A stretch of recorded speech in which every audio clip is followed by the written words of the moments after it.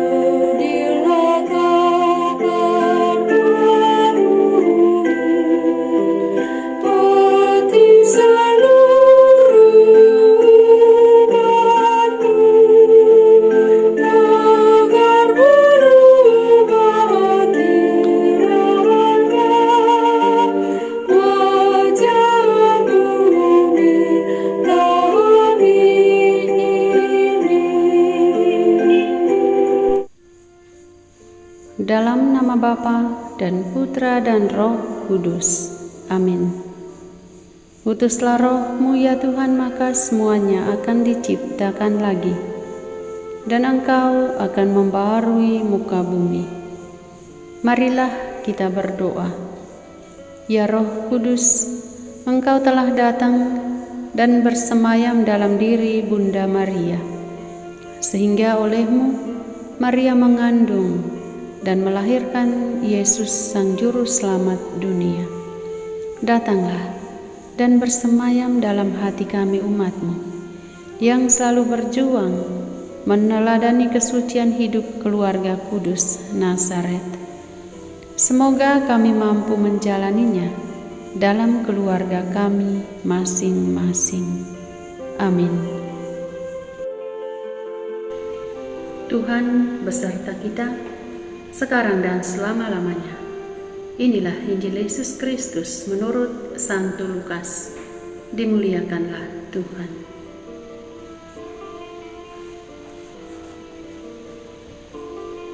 Bab 2 ayat 41 sampai dengan 52. Yesus pada umur 12 tahun dalam Bait Allah. Tiap-tiap tahun orang tua Yesus pergi ke Yerusalem pada hari raya Paskah.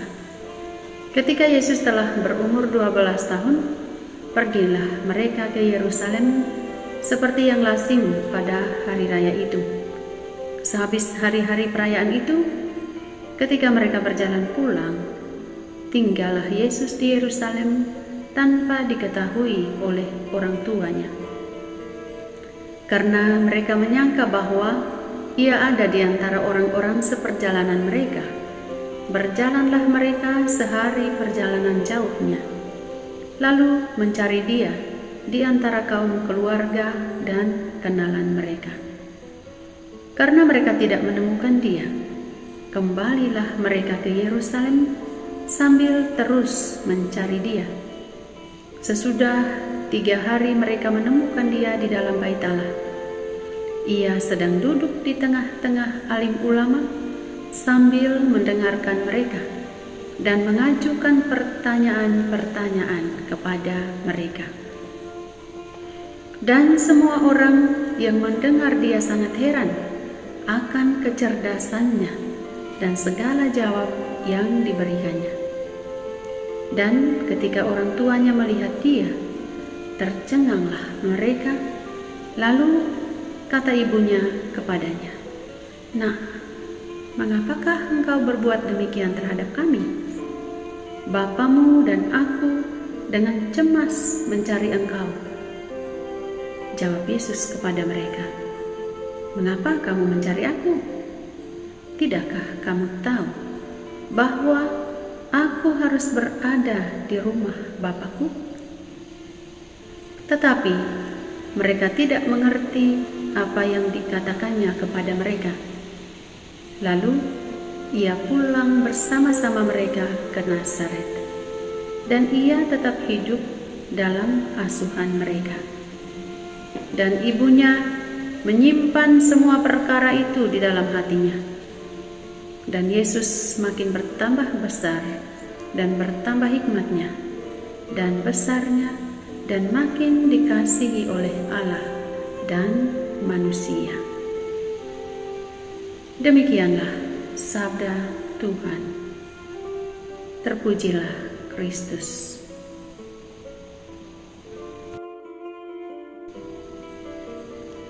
Keluarga kudus, proses pertumbuhan iman keluarga.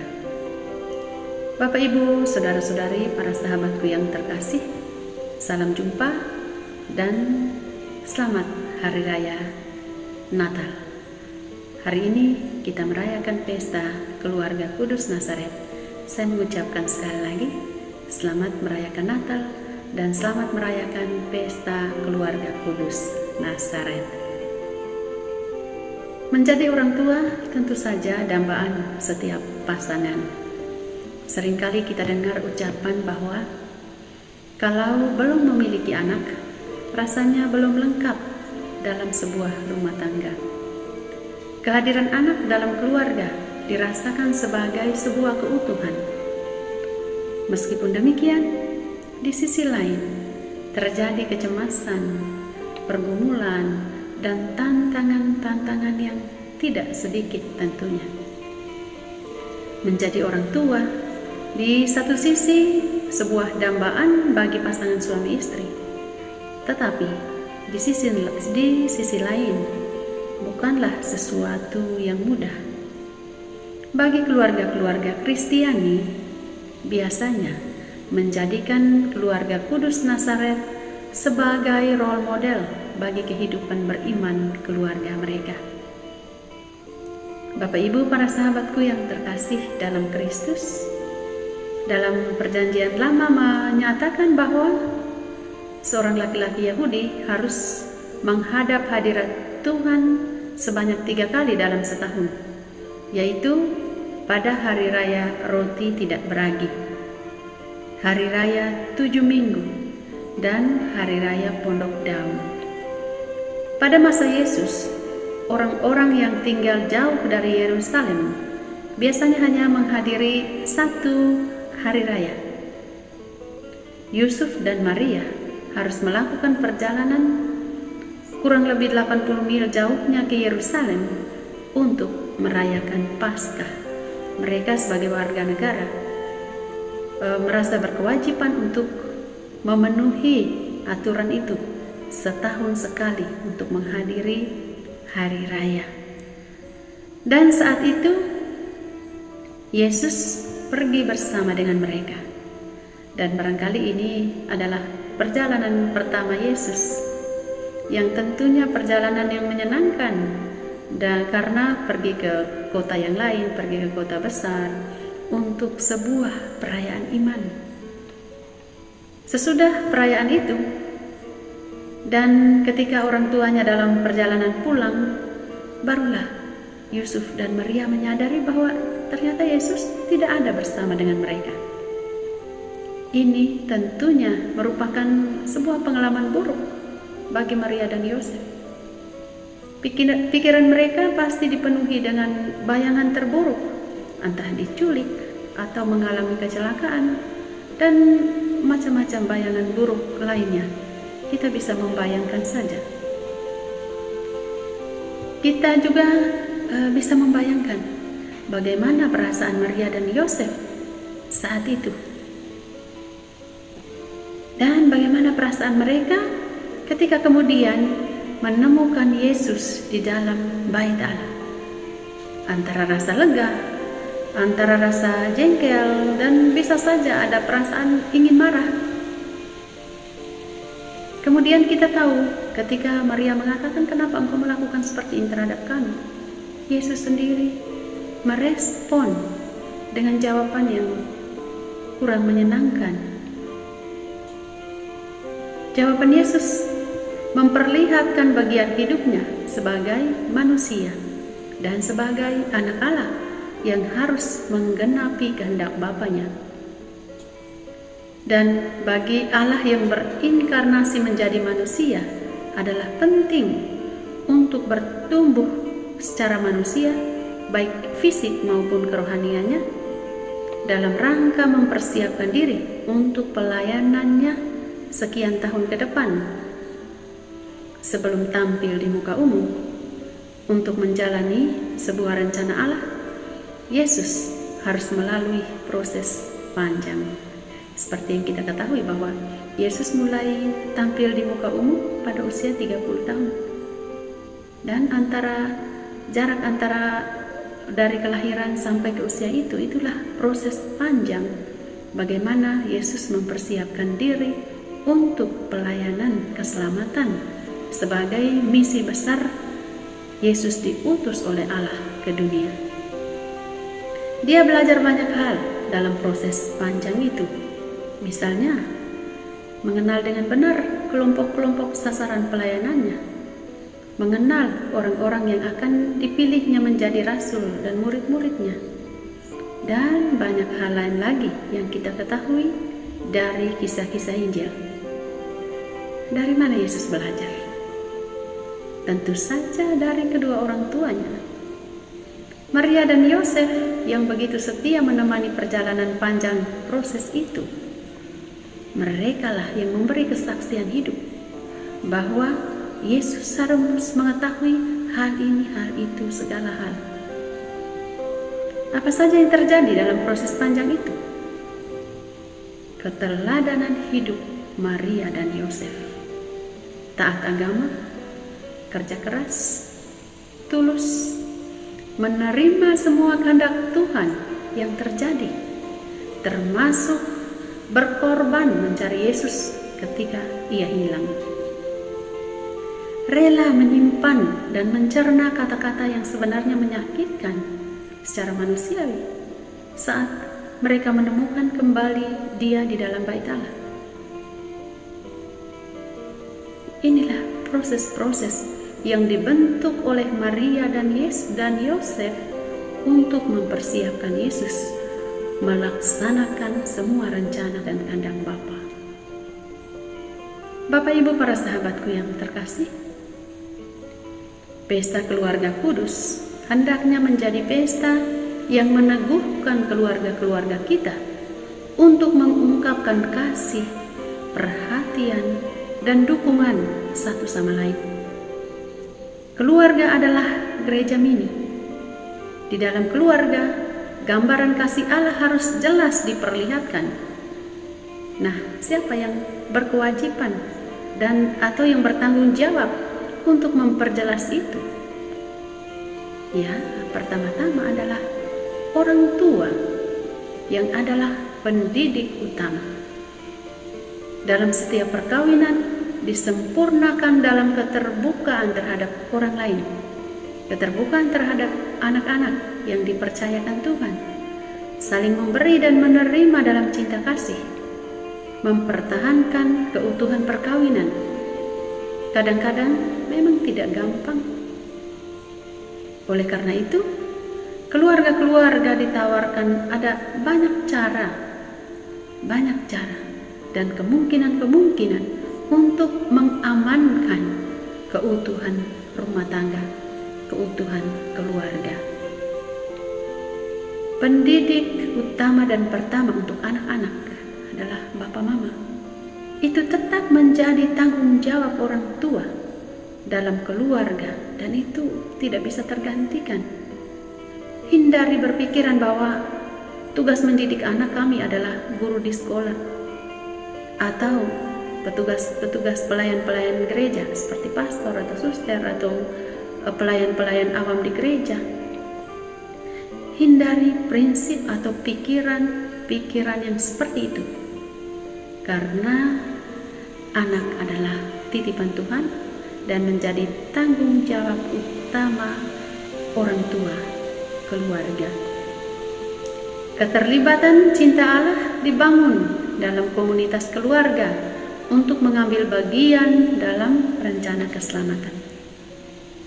Bapak Ibu, para sahabatku yang terkasih, mari belajar dari keteladanan keluarga kudus Nazaret agar keluarga ataupun komunitas kita menata hidup kita, menata rumah tangga kita, menata keluarga kita yang berkenan di hadapan Allah dan manusia. Tuhan memberkati. Marilah kita menyampaikan permohonan-permohonan kita. Ya Yesus, pada pesta keluarga kudus ini, kami berdoa secara khusus untuk keluarga-keluarga Kristiani, terutama yang menderita, yang sedang bergelut dengan macam-macam persoalan. Semoga mereka menemukan tanda harapan dan jalan keluar atas permasalahannya. Marilah kita mohon, kabulkanlah doa kami, ya Tuhan. Ya Yesus, kami bersyukur atas rahmat Natal yang kami peroleh melalui perayaan Natal tahun ini. Semoga kami tetap hidup dalam damai, sukacita, dan pengharapan yang penuh pada setiap kehendak-Mu. Marilah kita mohon, kabulkanlah doa kami, ya Tuhan. Ya Yesus, kami percaya akan semua keajaiban-Mu untuk keselamatan bumi kami dan seluruh umat-Mu dari ancaman apapun. Bantulah kami untuk menyadari bahwa Engkau selalu hadir untuk kami. Marilah kita mohon, kabulkanlah doa kami, ya Tuhan. Ya Yesus, semoga yang sakit dan menderita mendapatkan kekuatan dan kesembuhan dari-Mu. Marilah kita mohon, kabulkanlah doa kami, ya Tuhan. Kita menyatukan doa dan pengharapan kita dengan doa agung yang Yesus ajarkan. Bapa kami yang ada di surga, dimuliakanlah nama-Mu. Datanglah kerajaan-Mu, jadilah kehendak-Mu, di atas bumi seperti di dalam surga. Berilah kami rejeki pada hari ini, dan ampunilah kesalahan kami, seperti kami pun mengampuni yang bersalah kepada kami. Dan janganlah masukkan kami ke dalam pencobaan, tetapi bebaskanlah kami dari yang jahat. Amin. Salam Maria, penuh rahmat, Tuhan sertamu. Terpujilah engkau di antara wanita dan terpujilah buah tubuhmu, Yesus. Santa Maria, Bunda Allah, doakanlah kami yang berdosa ini, sekarang dan waktu kami mati. Amin. Yesus Kristus, Anak Allah yang hidup, terang dunia, aku sembah sujud kepadamu. Untuk Engkau aku hidup, untuk Engkau aku mati. Yesus Kristus, Anak Allah yang hidup, terang dunia, aku sembah sujud kepadamu. Untuk Engkau aku hidup, untuk Engkau aku mati. Yesus Kristus, Anak Allah yang hidup, terang dunia, aku sembah sujud kepadamu. Untuk Engkau aku hidup, untuk Engkau aku mati. Santa Maria Reina Rosari, doakanlah kami. Santo Yosef, doakanlah kami. Santo Gabriel, doakanlah kami. Santo Santa pelindung kami masing-masing, doakanlah kami. Terpujilah kiranya Yesus Kristus, sampai selama-lamanya. Amin. Dalam nama Bapa dan Putra dan Roh Kudus. Amin. Kami mengucapkan selamat merayakan Natal kepada semua sahabat, Bapak Ibu Saudara-saudari dimanapun berada. Damai Natal beserta kita. Jumpa lagi dengan kami di doa dan permenungan kita hari berikutnya. Tuhan memberkati. Mohon dukung channel kami dengan cara subscribe, like, share, komen, dan tekan tanda lonceng notifikasinya. Terima kasih, Tuhan memberkati.